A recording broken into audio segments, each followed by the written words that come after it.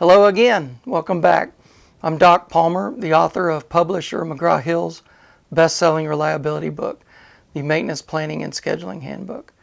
Because the fundamental concepts of planning and scheduling are unusual, most companies completely miss them, and that gives us an opportunity for a competitive advantage. We simply have to run planning as a Deming cycle and fully load schedules to defeat Parkinson's law. Parkinson's law is the amount of work assigned expands to fill the amount of time available. Today we're going to talk about the work order form itself. We're going to show the 3 or 4 major sections of the work order form. We're going to talk a little bit about the requester, and we're going to talk about the 3 primary types of feedback that we want to get back from the craftspersons. So just the major sections of the work order.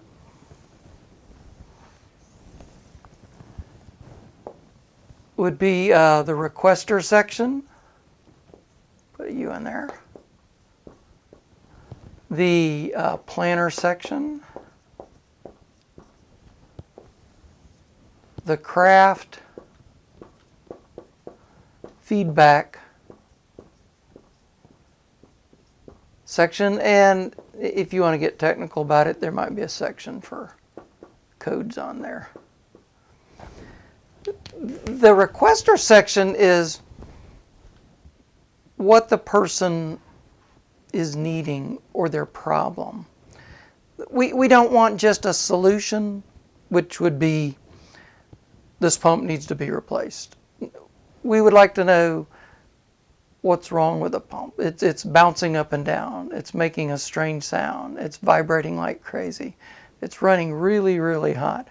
We're not getting 250 gallons per minute, which we're supposed to.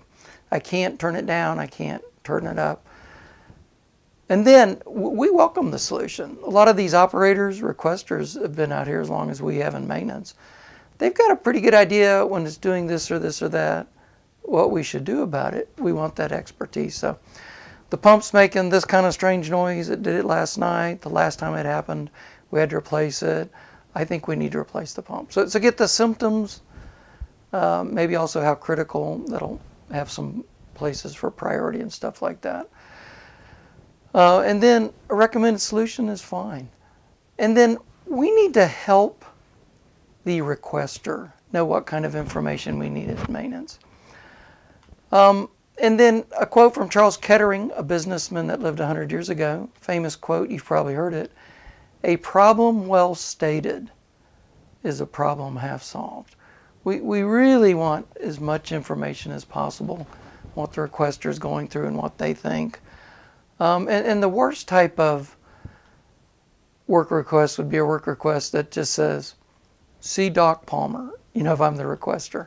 Now, we explain it as much as possible. Certainly we're going to give them our name and phone number, whatever's required on the work order field, but don't just say, see so-and-so, and I'll tell you what I really want. Describe as best you can. Give them as much space.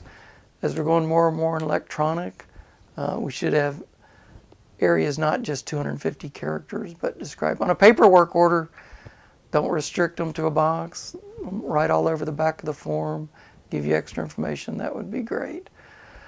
Then the planner section is, this is what we think we can do about the problem. This is what we think as planners we think we should do. Replace the pump. Here's the steps to replace the pump. Then the craft feedback is critical. We don't just want done. I mean, if we just want it done or it's not done, we wouldn't need the craft feedback section.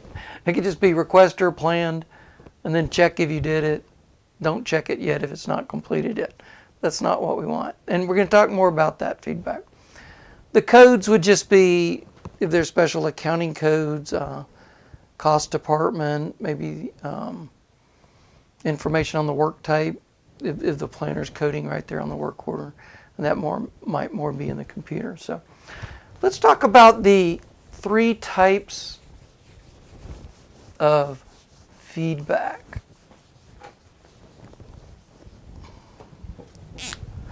So that would be three types of feedback.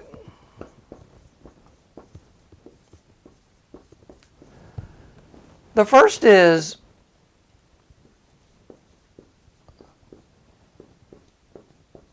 what you did if different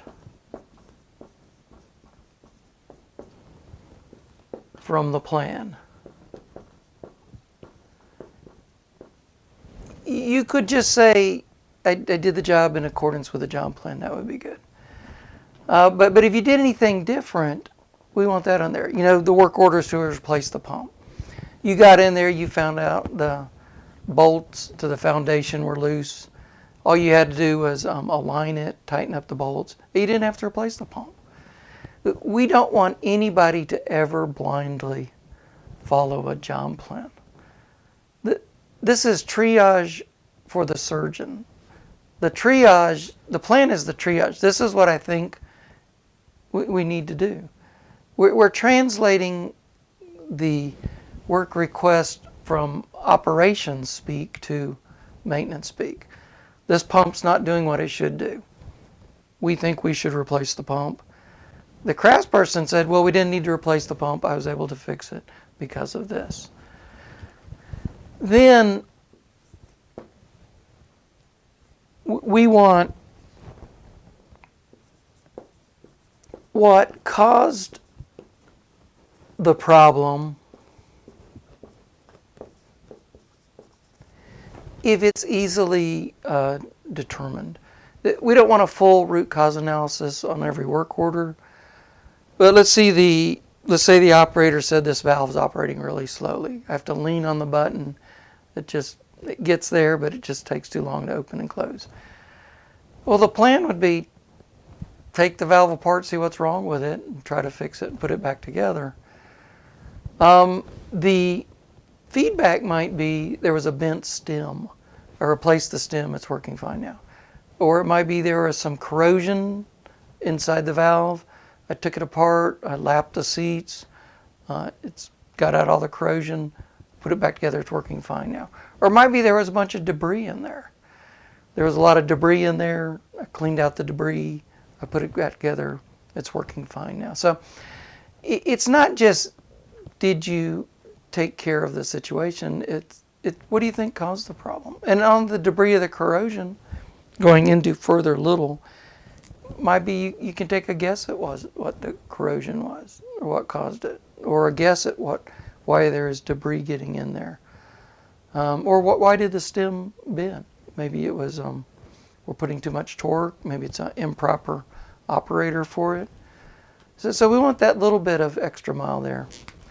And then 3 is what we normally think of feedback, but it's not what was wrong with the job plan.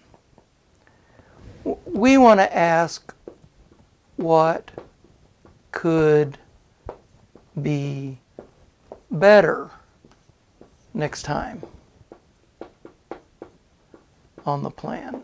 There's a huge philosophical and psychological result of that. People don't like to say somebody did something wrong or get in trouble because you said this person, the plan was bad. No, it's the whole point of the Deming cycle is plans are not perfect. They're head starts. Every time we do something, we learn. What did we learn? What could be better next time? It would be better if I had 2 gaskets. It would be better if I had a longer ladder. Not just were the parts wrong, were the tools wrong. That's not what we want. That's not why it psychologically makes us run the Deming cycle. And then as a leader, I would like to say, if somebody asks me, well, Doc, what do you mean by what could be better or something? Well, in your mind, did you have to make an extra trip to the job site while you were working? Yes, I did. I had to go get another gasket. Well, see, that's the trigger in your mind. You had to make an extra trip.